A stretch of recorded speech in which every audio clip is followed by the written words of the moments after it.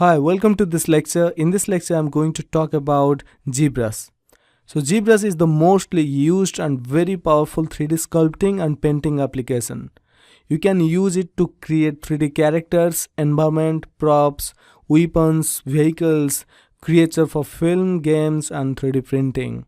Pixologic is the creator of Zbrush. So here you can see I'm inside Pixologic site. You can just search pixologic.com here.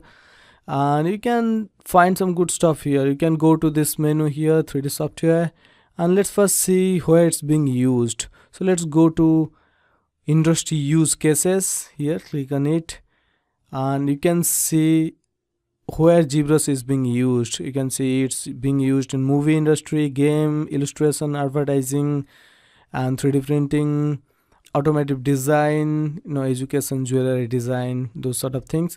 But the main two things are like the movie and video games, and in these days 3D printing as well.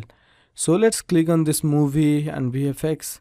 Now you can play this video to see few examples where it's being used. Again, you can go to turntable gallery or Zbrush user gallery to see few works. You can see few works here, some professional artist work. You can see those and get motivated to like do something like those.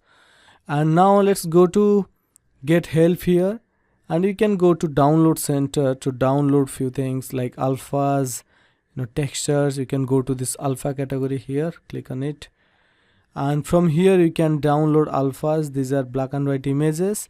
You can use these alphas to sculpt or to put some details.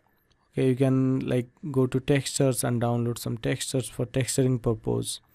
These are few things you can download from here. You can download matcaps, which is the materials for Zbrush, and many more things. Just sit and explore few things here.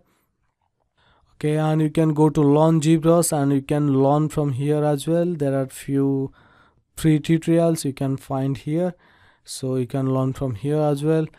So I'm stopping this lecture here. In the next lecture, I'm going to show you how to download and install Zbrush.